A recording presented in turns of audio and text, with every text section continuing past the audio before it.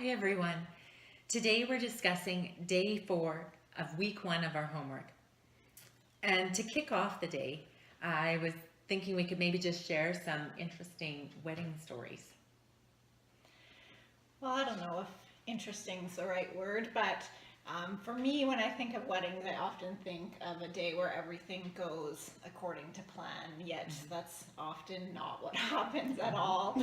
I know on my wedding day, I got in the car, the rental vehicle that had come to pick me up to take me to the venue where we were getting married, and my bridesmaid sitting beside me all of a sudden shrieked that there was grease all over the front of my dress. So we madly grabbed some spray and wash and some cloths from the house, and thankfully the venue was about an hour away, so we had time to madly scrub and soak the stain and get it so that it wasn't that visible. But yeah, it definitely wasn't what I had planned for my No. my day. I feel like that summarizes my wedding day. It didn't go as planned. There was a lot of things that didn't go as planned, but one plan that I had always wanted was outdoor winter wedding pictures. And so that's what we planned our pictures around. And the day of our wedding, it was minus 45 degrees Celsius at noon. And so, needless to say, not a lot of outdoor wedding pictures got taken. No. Well, and between my messed up wedding cake and my no-show rental car and me pumping gas in my veil, it's plain to see that these perfectly laid plans can go awry. And yet at the end of the day, wedding vows are still spoken.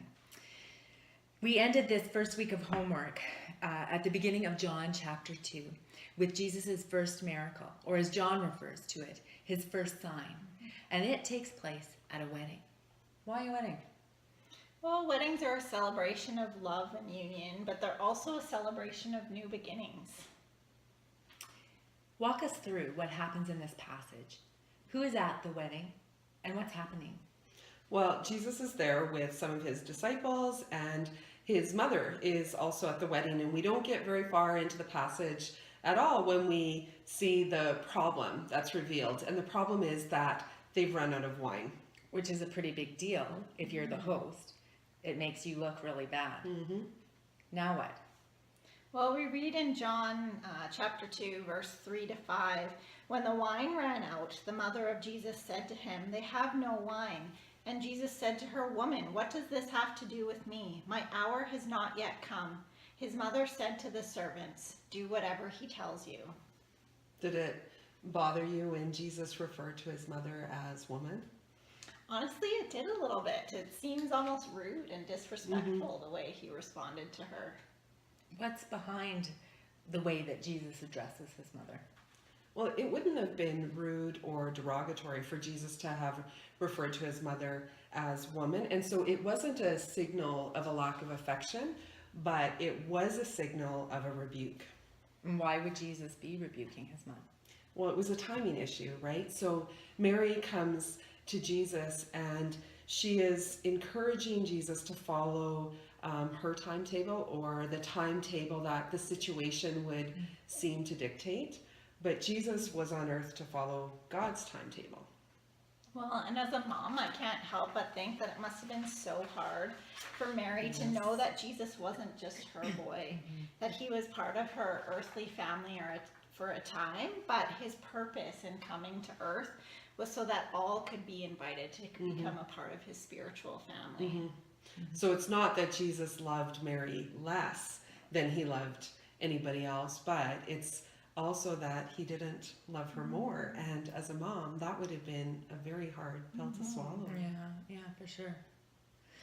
Okay, so there's no wine, and we've already seen the dryness of the times. They're at a wedding with no wine. Jesus came to people in darkness. He came to his own, but they didn't receive him. And the voice that went before him to prepare his way spoke from the desert, not from a temple. But here is Jesus. He's at the celebration of new beginnings, and he himself is about to usher in a new beginning. What's Jesus pointing to? Well, he's pointing to passages like Jeremiah 31, 10 to 14, where wine symbolizes feasting and abundance and people satisfied with the goodness of the Lord. And so to point them to this, he takes these massive jugs of water that the Jews would have used for their ritual washings, their ritual purification. And he tells the servants, take these jars and fill them to the brim with water. And then he turns that water into something new and something better. Yeah, so it's a sign that a new beginning had come for all of history because God himself had come down. Yep. So some of the people at the wedding didn't know where this new wine had come from, but those closest to him, those who wanted to see, they saw that this sign manifested his glory, and they believed. Let's close the week of homework with the words of Paul in 2 Corinthians 5:17. Therefore, if anyone is in Christ, he is a new creation. The old has passed away. Behold, the new has come. See you next week, everybody. See ya. Yeah.